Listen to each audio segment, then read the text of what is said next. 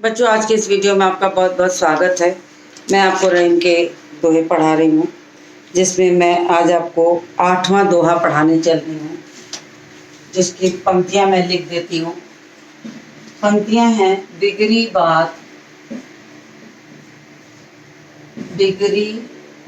बात बने नहीं।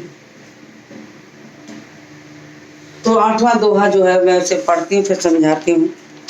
बिगड़ी बात बने नहीं, लाख करो किन कोय, रहीमन फाटे दूध को, मथे न माखन होए। कितनी अच्छी बात रहीम दास जी ने कही है कि बिगड़ी हुई बात नहीं बन सकती। तो उन्होंने कहा कि बिगड़ी बात बने नहीं, लाख करो किन कोय। लाख प्रयास करिए, लेकिन अगर एक बार बात बिगड़ गई तो उसे सुधारने में आपको 1000 तरह से इस बात को स्पष्ट करना होगा, मगर उसका वास्तविक रूप किसी और तक नहीं पहुंच सकता। इसलिए हमेशा मनुष्य को ये करना चाहिए कि बात को बिगड़ने न दे, स्थिति को बिगड़ने न दे। अगर स्थिति बिगड़ गई तो फिर उसे संभालने के लिए बहुत परिश्रम की आवश्यकता होती है। क्योंकि रहीम दास जी का कहना बिल्कुल उचित है, बिगड़ी बात बने नहीं, लाख करो किन कोय। तो बिगड़ी बात बिगड़ी बात बिगड़ी बात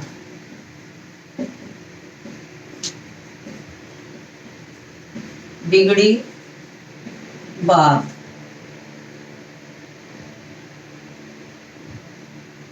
लाख करो, बहुत प्रयास,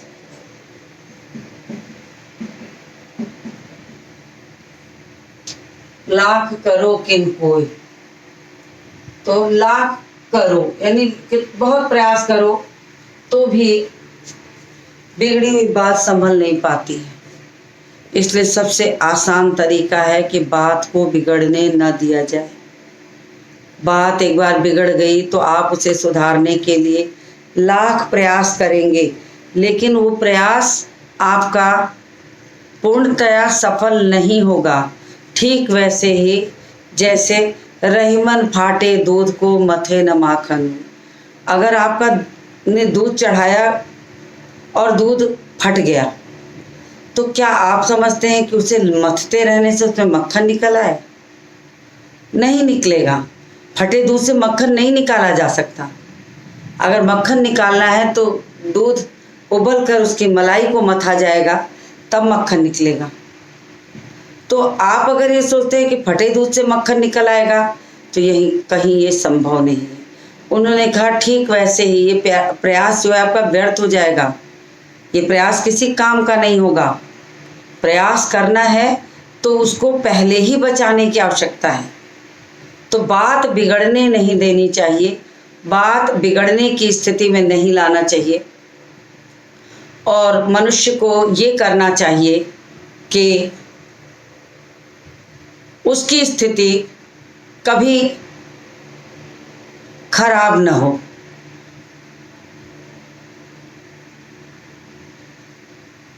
रहीमन फाटे दूध को, मथे न माखन। रहीम दास जी कहते हैं फटे हुए दूध को मथने से मक्खन नहीं बनेगा। तो कितनी ही नीतिपरक बात उन्होंने कही है कि अगर बात बिगड़ने की स्थिति हो तो बात संभाल लो और उसको बिगड़ने मत दो। नहीं तो आपका सारा प्रयास जो है वो व्यर्थ चला जाएगा और आपको कभी भी उसमें वास्तविक रूप में वो बात सुधर नहीं सकती। तो इन्होंने कहा कि इसीलिए बात करने के पहले ये सारी चीज़ें सोचनी चाहिए, बात को बिगड़ने नहीं देना चाहिए। तो इन्होंने यही एक नीतिपरक बात कही है। तो मैं यहाँ पर शिल्प सौंदर्य लिखती हूँ। शिल्प सौंदर्य,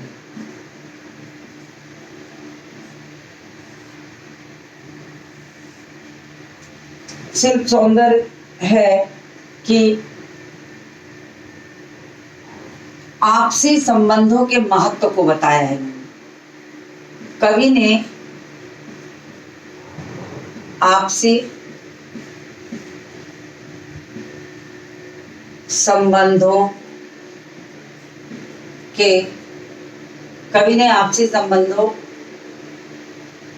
के महत्व को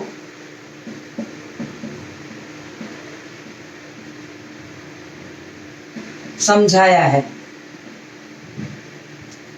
कवि ने आपसी संबंधों के महत्व को समझाया है, बात की महत्ता बताई है, बात की महत्ता पर बल दिया है।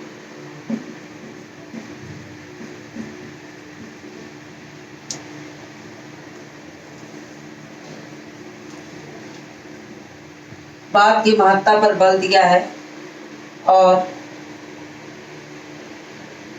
बात की महत्ता पर बल दिया है, बात संभालने को सिखाया है, अन्यथा सारे प्रयास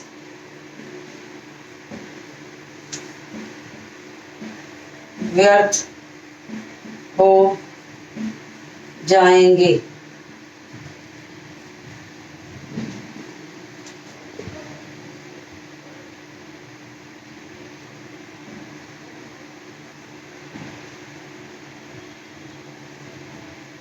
और नीतिपरक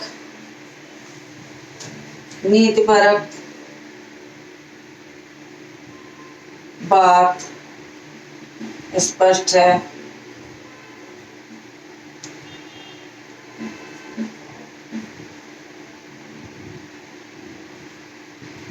दृष्टांत, अलंकार के माध्यम से बात की महत्ता स्पष्ट होती। छोटी छोटी बातें हैं, जीवन में बहुत सारी ऐसी बातें होती हैं जो व्यक्ति महत्व उसका बाद में समझ में आता है।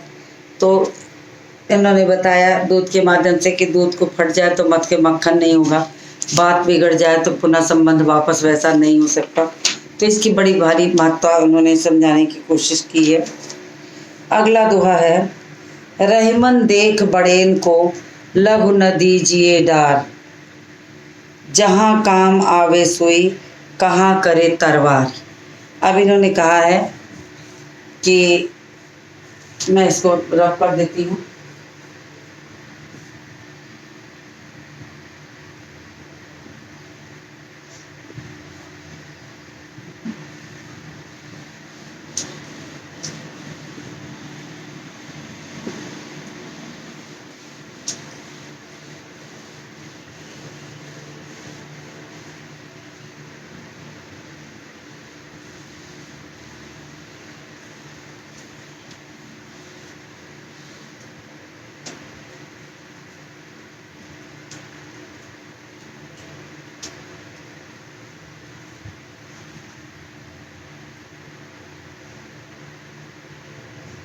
रहीमन देख बड़ेन को,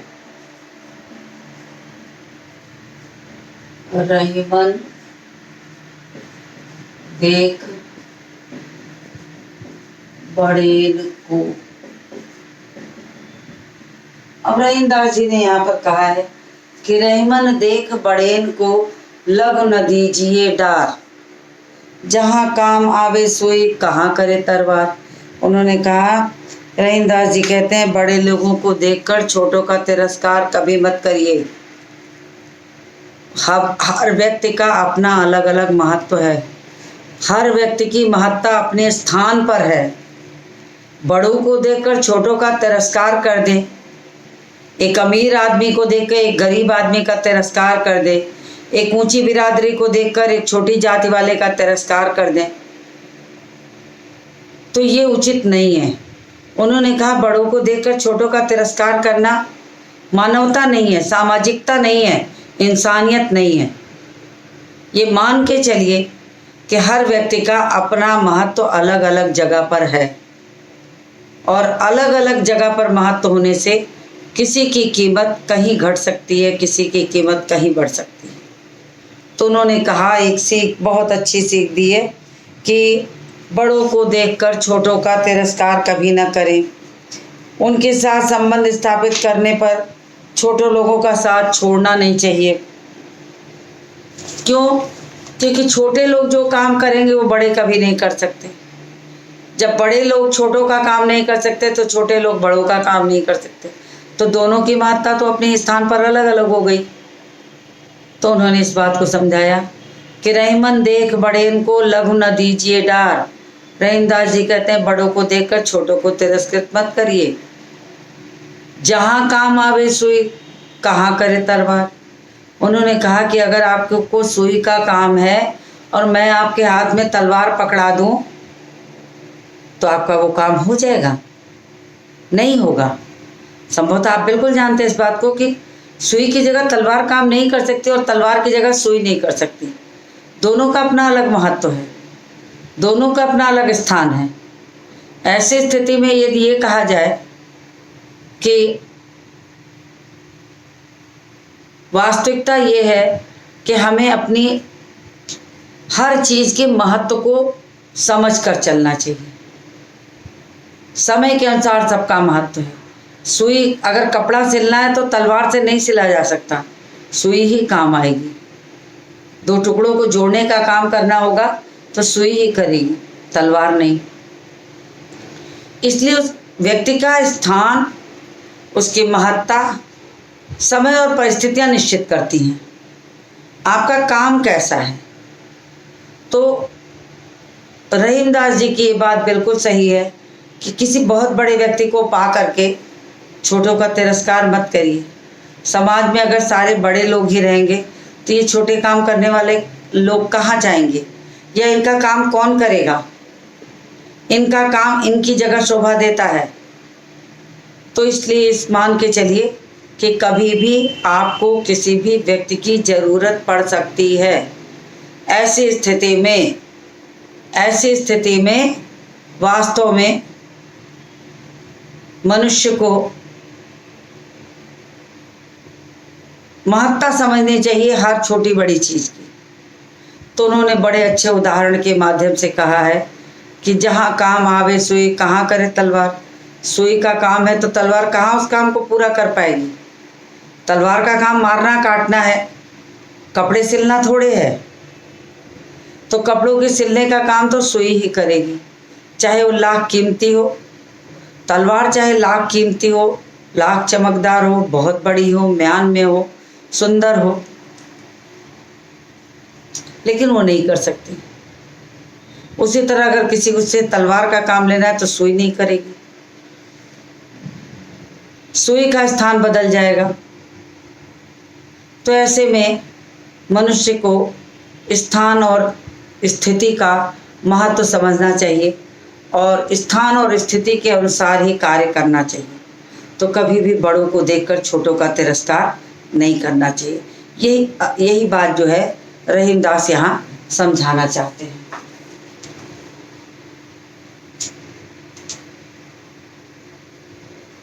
तो इन्होंने कहा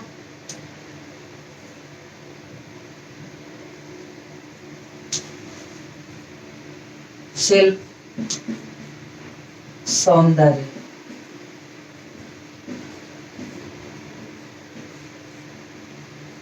व्यक्ति की महत्ता समय और स्थिति के अनुसार होनी चाहिए।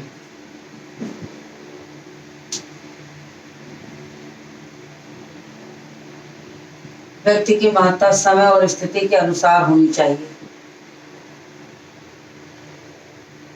किसी बड़े का काम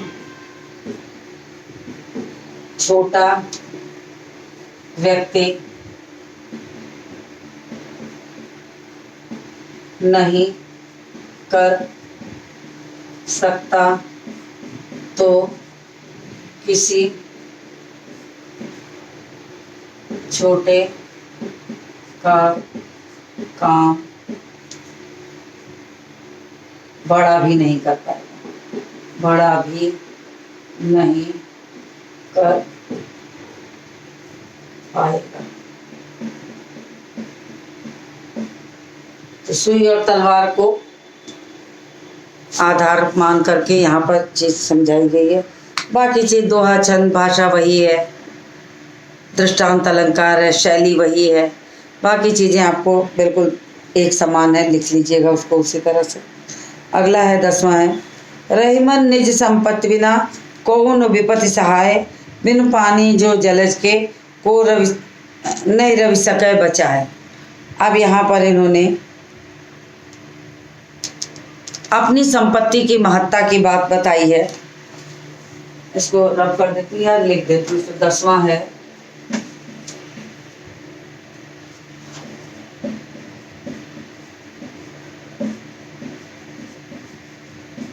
रहमन निज संपत्ति बिना, रहमन निज संपत्ति बिना, यानी आपके पास रुपया है, पैसा है, धन है, दौलत है, तो लाख लोग आपकी सहायता के लिए चले आएंगे, लाख लोग आपकी सहायता के लिए खड़े रहेंगे। लेकिन अगर आपके पास रुपया पैसा धन दौलत नहीं है तो आपकी सहायता के लिए कोई नहीं आएगा। तो पहले हम मजबूत है तब हमारी सहायता के लिए कोई खड़ा होगा। इसी बात को समझाने के लिए उन्होंने कहा रहीमन निज संपत्ति बिना, निज मतलब खुद की,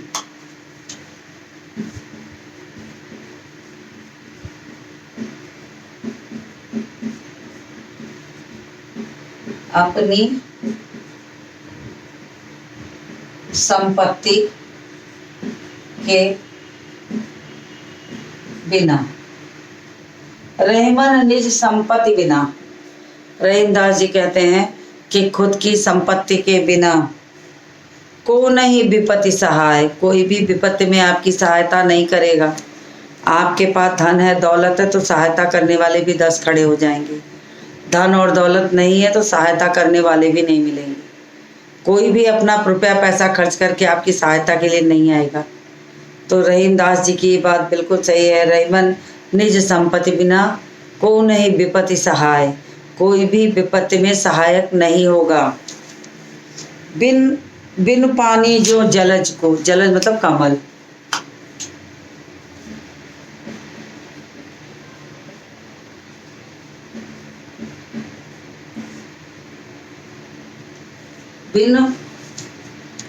बिन पानी जो जलज को नहीं रवि सके बचाए। तो कहा कि अगर कमल में पानी नहीं है, जो उसकी निज संपत्ति है, अगर कमल तालाब में खिलता है और तालाब में पानी नहीं है, पानी कमल की अपनी संपत्ति है, अगर वही नहीं है तो क्या सूरज की किरणें उसे बचा लेंगी? नहीं बचा सकेंगी। अर्थात सूरज की किरणें उसका कोई बचाव नहीं कर सकती। ये बात यहाँ स्पष्ट की गई है। सूरज की किरणें उसे और जला देंगी, लेकिन अगर पानी है, कमल जलज यानी कमल के जल में पानी है, उसकी निज संपत्ति उसके पास है, तो सूरज की रोशनी में वो और खिल जाएगा। इन्होंने यही कहा कि आपके पास धन है दौलत है तो सहायता करने वाले आपके मित्र आपके दोस्त सब लाइन लगा लेंगे। लेकिन जिस दिन आपके पास धन नहीं होगा, दौलत नहीं होगी, संपत्ति नहीं होगी, तो आपकी सहायता करने कोई नहीं आएगा। जैसे कमल के पास जब जल नहीं होता तो सूरज की रोशनी से नहीं बचा सकती, वो और जल जाएगा। ये बात यहाँ पर कही गई है।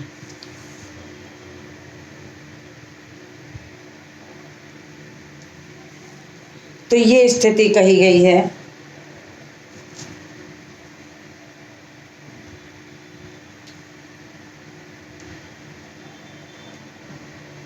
तो यहाँ पर अपनी संपत्ति की महत्ता बताई गई है। आपकी अपनी संपत्ति की महत्ता आपके लिए क्या है, रहीमदास जी ने ये बताया है। नीतिपरक तथ्यों से स्पष्टीकरण किया है।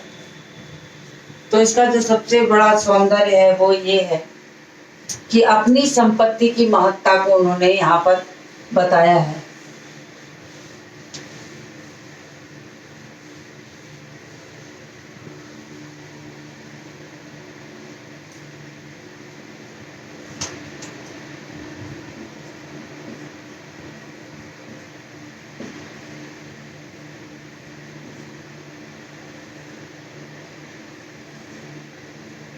तो क्या कहा है, सबसे बड़ी बात कि अपनी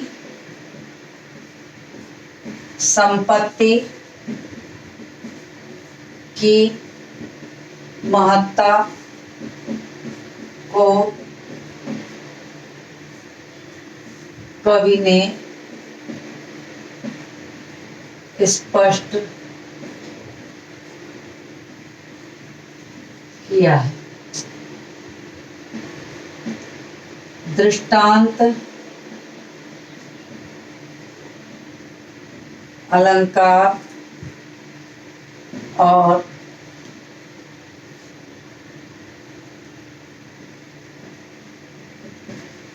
नीतिपरक तथ्य से संपत्ति की महत्ता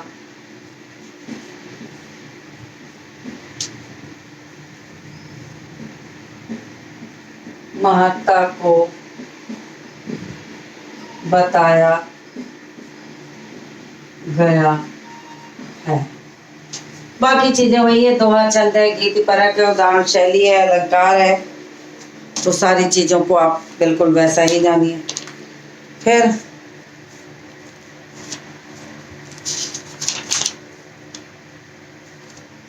और इसका जो आखिरी दोहा है वो है, रहीमन पानी राखिए बिन पानी सब सून, पानी गए न उबरे मोती मानस चून। तो यहाँ पर रहीमदास जी ने पानी के महत्व को दिखाया है। अभी हमें संपत्ति के महत्व की बात कर रहे हैं, फिर पानी के महत्व। अब ये पानी कैसा पानी है, किस चीज को उन्होंने पानी की महत्ता के रूप में दिखाया है। तो कहते हैं रहीमन पानी राखिए। तो यहाँ पर रहीमदास जी ने पानी शब्द बहुत बार प्रयोग किया है। रहीमन पानी राखिए।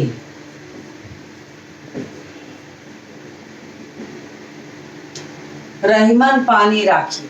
अब रहीमदास जी कहते हैं कि पानी की रक्षा करें। रहीमन पानी राखिए बिन पानी सब सून।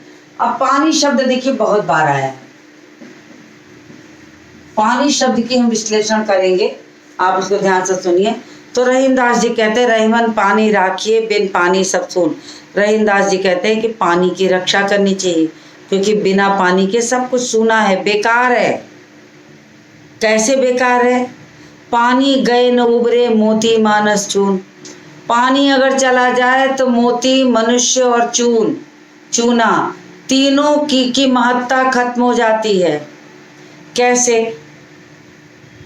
अगर मोती का पानी उतर गया तो मोती बाजार में बिकेगा नहीं। मनुष्य का पानी उतर गया तो समाज उसकी इज्जत नहीं करेगा। और चूने का पानी मर गया तो चूना पत्थर हो जाएगा, मृत हो जाएगा, उसका कोई उपयोग नहीं है। तो इस पानी की महत्ता को उन्होंने, पानी के अलग अलग अर्थ बताए हैं,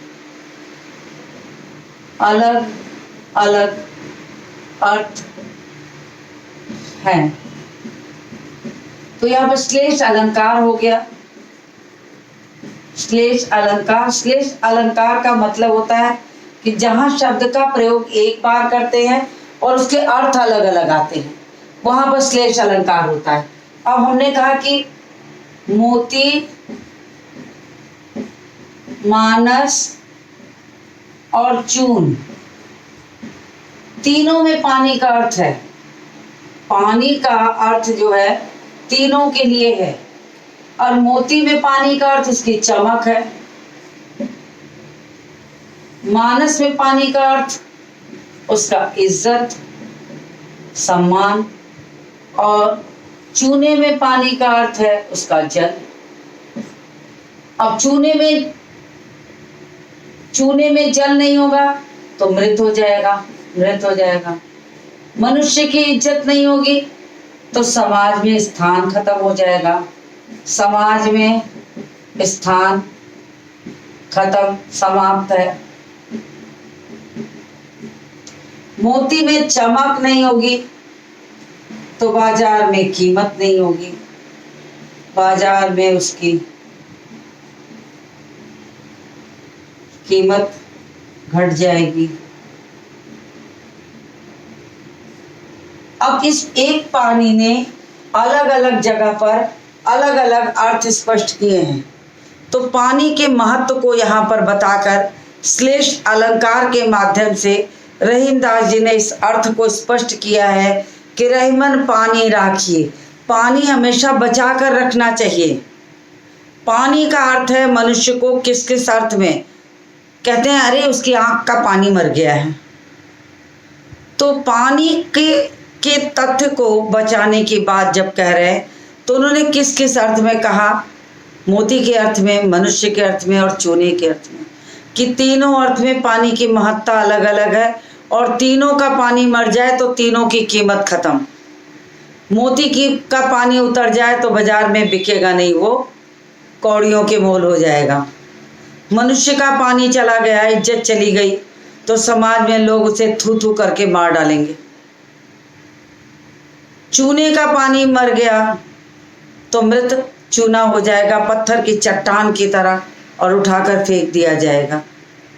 तो रहीमदास जी के दोहे में कितनी ताकत है, कितना बल है, शब्दों में कितना दम है, कि अपनी एक छोटी सी बात को उन्होंने कितने स्पष्ट रूप से समझाने की कोशिश की है कि पानी का क्या महत्व है, उसकी क्या कीमत है।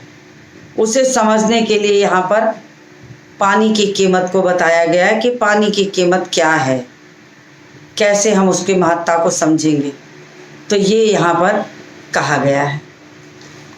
तो मुझे उम्मीद है कि आपने, और अलंकार भी आपका यहाँ पर जो है वो श्लेष अलंकार है, बहुत बार ये पूछा जाता है, तो इसकी महत्ता को स्पष्ट करने के लिए आपको स्पष्ट करना होगा, बिल्कुल ऐसे ही कि पानी की रक्षा कैसे की जाती है।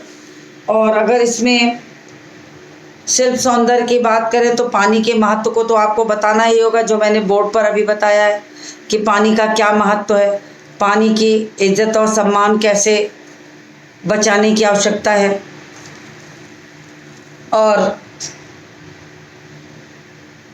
उसकी कीमत कैसे बचानी चाहिए।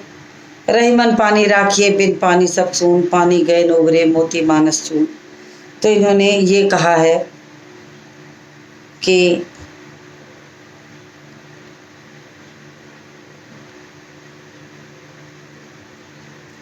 उदाहरण शैली के द्वारा, दृष्टांत अलंकार है, उदाहरण शैली के माध्यम से दोहे में बहुत भावात्मकता है, उदाहरणात्मक तक शैली का प्रयोग किया गया है, प्रभावशाली ब्रज भाषा है, लयात्मकता और गीतात्मकता तो है ही है, और दोहे छंद में, छोटे से दोहे छंद में कितने गंभीर अर्थ को बताया गया है।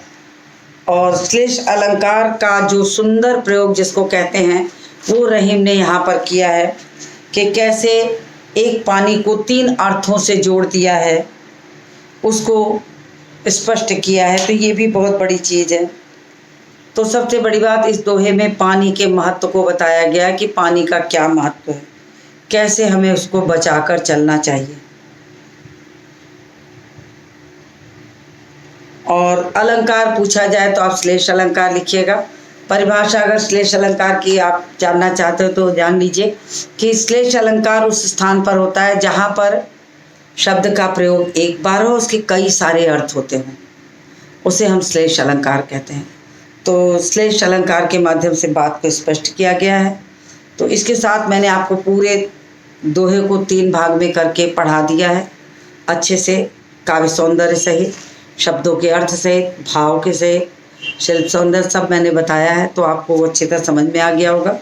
अब इसके अगले वीडियो में मैं इसके प्रश्नोत्तर को कराऊंगी, तो आप तैयार रहिएगा। और आज के इस वीडियो को यहीं समाप्त करती हूँ। मिलती हूँ आपसे अगले वीडियो में।